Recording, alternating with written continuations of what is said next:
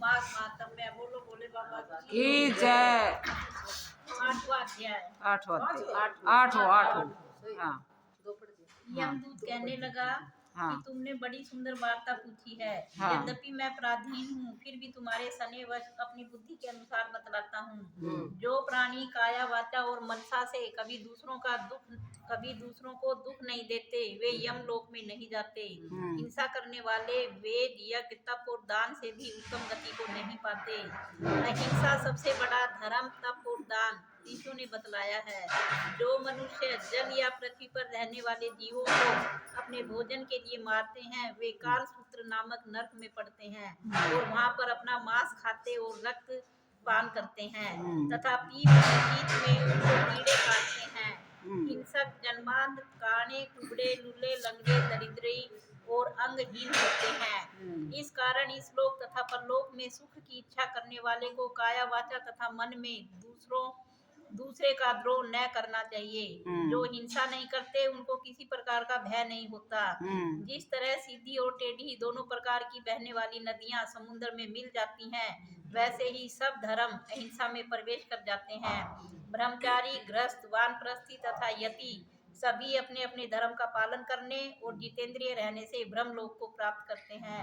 जो जलाशय आदि बनाते हैं और सदैव 5 यज्ञ करते हैं, वे यमपुरी में नहीं जाते। जो इंद्रियों के वशीभूत नहीं हैं, वेदवादी और नित्य ही अग्नि का पूजन करते हैं, वे स्वर्ग को जाते हैं। युद्ध भूमि में जो शूरवीर मर जाते हैं, वह सूर्यलोक को प्राप्त होते हैं। जो अनाथ स्त्री शरण में आए हुए तथा ब्राह्मण की रक्षा के लिए प्राण देते हैं, वे कभी स्वर्ग से नहीं लौटते। जो मनुष्य लूले लंगड़े बाले वृद्ध अनाथ तथा गरीबों का पालन करते हैं, वह भी स्वर्ग में जाते हैं। जो मनुष्य गौओं के लिए पानी का आश्रय करते हैं तथा कुआं तालाब बावड़ी बनवाते हैं, वे सदैव स्वर्ग में निवास करते हैं। जैसे जैसे जीव इनमें पानी पीते हैं, वैसे ही उनका धर्म बढ़ता है।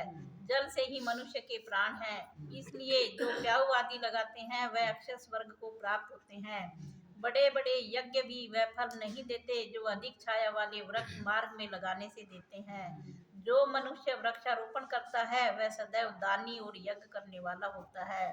जो अच्छे फल और अच्छी छाया वाले मार्ग के वृक्षों को काटता है, वह नरकगामी होता है। तुलसी का वृक्ष लगाने वाला सब पापों से छूट जाता है। जिस घर में तुलसी वन है, वह घर तीर्थ समान है और उस घर में कभी यमदूत नहीं जाते। तुलसी की सुगंध से पितरों का चित्त आनंदित हो जाता है और वे विमान में बैठकर विष्णु लोक को जाते हैं। नर्मदा नदी का दर्शन, गंगा का स्नान और तुलसी दल का स्पर्श, यह सब बराबर बराबर फल देने वाले हैं। हर एक द्वादशी को ब्रह्मा भी तुलसी का पूजन करते हैं। रतन, सोना, फूल तथा मोती की माला के दान का इतना पुण्य नहीं होता जितना तुलसी की माला के दान का। जो फल आम के 1000 और पीपल के 100 वृक्षों के लगाने से होता है, वह तुलसी के एक वृक्ष के लगाने से होता है। पुष्कर आदि तीर्थ, गंगा आदि नदी, वासुदेव आदि देवता सब ही तुलसी में वास करते हैं। जो मनुष्य 1 बार 2 या 3 बार रेवा नदी से उत्पन्न शिव मूर्ति की पूजा करता है अथवा स्फटिक रतन के पत्थर के आप से आप निकले हुए तीर्थ में, पर्वत या वन में रखी हुई शिव की मूर्ति की पूजा करता है और सदैव ओम नमः शिवाय मंत्र का जाप करता है, वह यमलोक की कथा भी नहीं सुनते।